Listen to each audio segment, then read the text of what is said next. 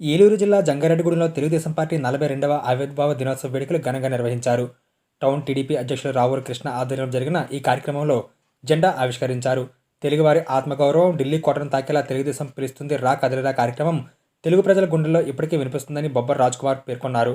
ముఖ్యమంత్రిగా ఎన్టీఆర్ తీసుకున్న ప్రతి నిర్ణయం సంచలనమేనని పెనుముతి రామ్కుమార్ పేర్కొన్నారు. ఆస్తిలో సమాన హక్కు, మహిళా రిజర్వేషన్ కల్పించిన ఎన్టీఆర్ గురించి కరటూరు రమాదేవి, పగడం సౌభాగ్యవతి, మారిశెట్టి బాలచిట్టమ్మ, జ్యోతి ప్రశంసించారు. ఈ కార్యక్రమంలో జనసేన నాయకులు మేకా ఈశ్వరయ్య, మండవ లక్ష్మణరావు, షేక్ పీర్ ముస్తఫా, నంబూరు రామచంద్రరాజు, చిట్టుబోయిన రామలింగేశ్వర తదితరులు పాల్గొన్నారు. 1982లో తెలుగుదేశం పార్టీ స్థాపించడం జరిగిందో ప్రజల వద్దకే పరిపాలన ఒక మంచి పరిణామం. ఎన్టీఆర్ ఆ రోజు తెలుగువాడి ఆత్మగౌరవం ఢిల్లీ కోటను తాకేవేళ తెలుగుదేశం పార్టీ పిలుస్తుంది రా కదలిరా అనేది పిలుపు కాదు, ప్రభంజనం.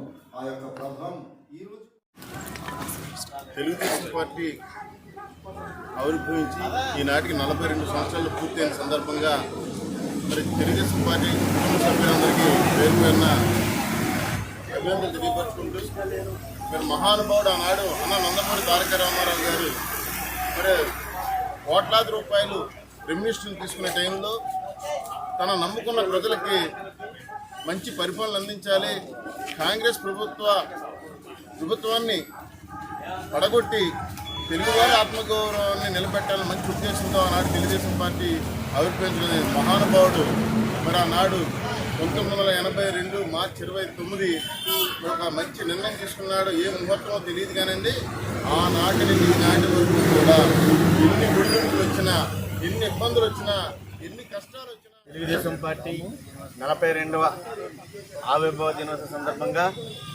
ఆ మహనీయుడు నందమూరి తారక రామారావు గారు స్థాపించిన ఈ తెలుగుదేశం పార్టీ